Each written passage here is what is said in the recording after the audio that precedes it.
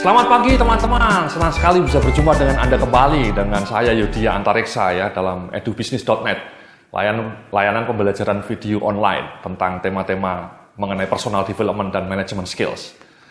Dalam video kali ini kita akan bicara sebuah tema yang sangat powerful, yang sangat inspiring tentang the magic of personal motivation, ya, tentang motivasi. Bagaimana kita menjaga motivasi kita ketika kita dihadapkan pada beragam tantangan, ya. Banyak orang yang mengeluh bagaimana caranya menjaga motivasi diri, ya. Karena seringkali orang-orang gagal mencapai cita-citanya karena motivasinya nyungsep, Mas. Motivasinya termehek-mehek sehingga dia menyerah di tengah jalan ketika berjibaku merebut impiannya. Atau juga ada beberapa orang yang ketika kerja di kantor motivasinya itu pas-pasan sehingga produktivitasnya menjadi juga tidak memuaskan, ya. Produktivitasnya nyungsep juga karena motivasinya pas-pasan. Ya, nah, bagaimana caranya kita memelihara motivasi diri, ya, personal motivation, agar kita menjadi orang-orang yang produktif, agar kita menjadi orang-orang yang bisa menerbitkan hasil kinerja yang cemerlang. Dan yang tidak kalah pentingnya, bagaimana Anda mempertahankan motivasi dalam diri Anda supaya Anda punya ketangguhan mental untuk merebut cita-cita yang Anda impikan. Ya. Supaya impian-impian indah Anda tentang masa depan itu bisa terwujud. Itu elemen paling kunci yang membuat Anda bisa sukses atau gagal merebut cita-cita itu atau merebut impian itu, ya motivasi diri, Mas. Your personal motivation, your willpower atau kemauan kuat dalam diri Anda. Nah, itulah yang akan kita coba elaborasi dalam video kali ini, ya Mas, ya, dalam pembelajaran topik kali ini, ya. Jadi seperti yang Anda lihat di dalam slide berikutnya ini, ya, di slide nomor 2. Anda bisa lihat itu yang akan kita coba elaborasi, Mas, ya, dalam pembelajaran kali ini. Jadi motivation framework, kerangka kerja motivasi itu seperti itu, Mas. Jadi nanti kita akan bicara mengenai motivation power yang didrive oleh 3 elemen kunci. Ya, jadi self factors-nya juga kita elaborasi, kemudian ada dimensi social factors, dan kemudian ada dimensi system factors. Di dalam self factors kita akan bicara mengenai willpower dan kompetensi. Dalam social factors kita akan bicara mengenai friend circle dan coach and mentoring. Dan kemudian dalam system factors kita akan bicara mengenai bagaimana kita mendesain reward system, feedback and progress, dan konteks. Jadi ketika Anda mau menjadi seorang yang highly motivated, itu ternyata kita harus memperhatikan 3 dimensi tadi, Mas, ya. Dimensi personalnya kita perhatikan, dimensi sosialnya juga harus kita perhatikan, dan juga dimensi sistemnya harus kita perhatikan. Ya. Itu yang akan kita elaborasi dalam video tentang motivasi ini. Apa yang saya sampaikan nanti based on research, Mas, ya, based on science.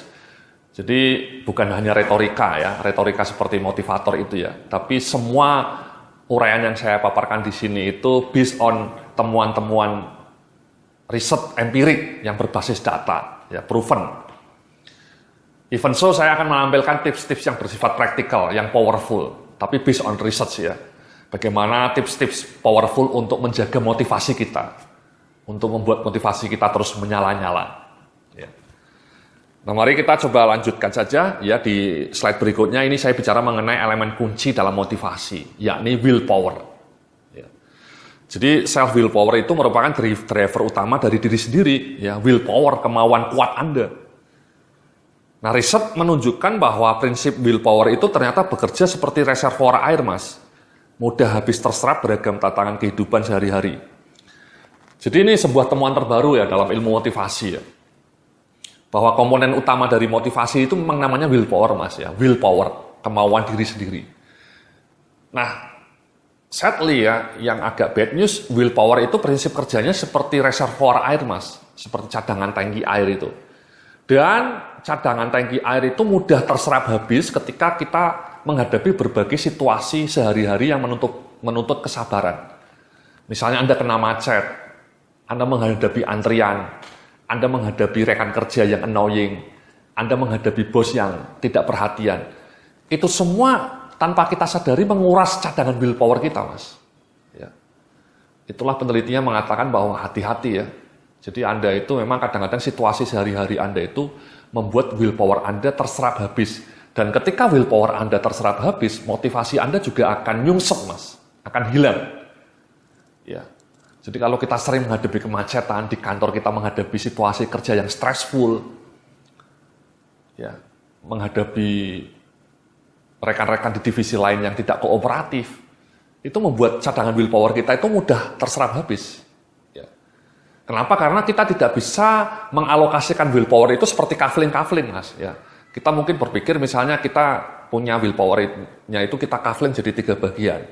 Yang kafling pertama ngurusin urusan kantor, yang kafling kedua ngurusin persoalan rumah tangga, yang kafling ketiga ngurusin cita-cita pribadi untuk mengubah nasib.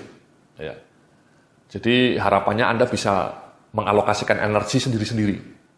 Tidak bisa seperti itu, Mas. Ya, willpower itu ternyata tempatnya menyatu seperti tangki air. Jadi tidak bisa dikafling-kafling.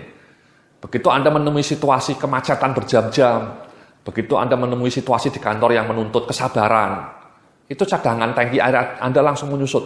Ya, cepat menyusut. Ya. Atau kalau Anda menemui banyak situasi yang membuat Anda pesimis ya, di kantor pesimis, nonton berita pesimis, itu cadangan willpower Anda juga akan langsung menyusut.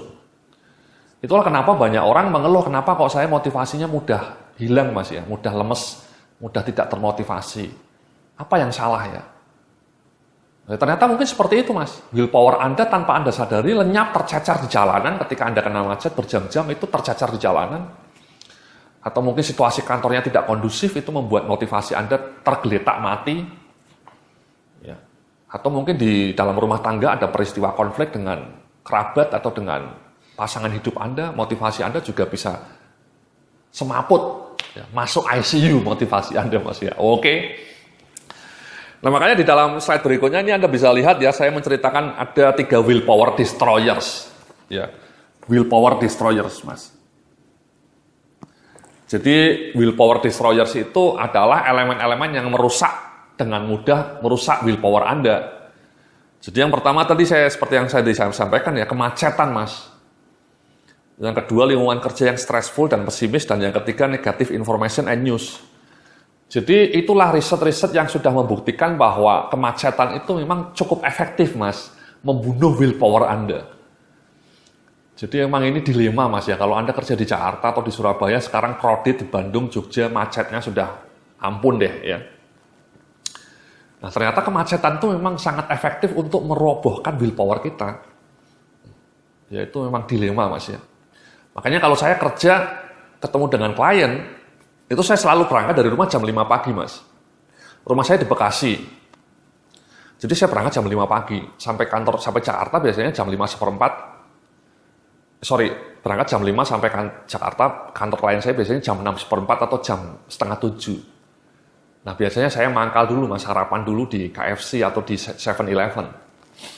Ya, ngopi-ngopi, kemudian ngetik, browsing, ngecek email, baru nanti jam 8 datang ke kantor klien yang dekat dengan Sevel tadi.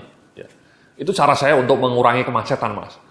Karena kemacetan saya tahu itu punya peran yang sangat destruktif untuk menjaga willpower kita. Itu destroyer yang pertama, Mas. Destroyer yang kedua yang tadi saya cerita juga, lingkungan kerja yang stressful, yang pesimis, lingkungan kerja yang tidak kooperatif, yang saling menyalahkan, yang saling cuek, yang tidak guyup, gitu ya. Atasannya cuek, rekan kerja Anda tidak kooperatif, ada konflik antar departemen, itu bisa juga merusak willpower Anda. Dengan mudah willpower Anda mati, dan kemudian motivasi Anda juga nyungsep. Nah, yang terakhir yang tidak kalah penting ini, destroyer yang ketiga itu negative information, Mas.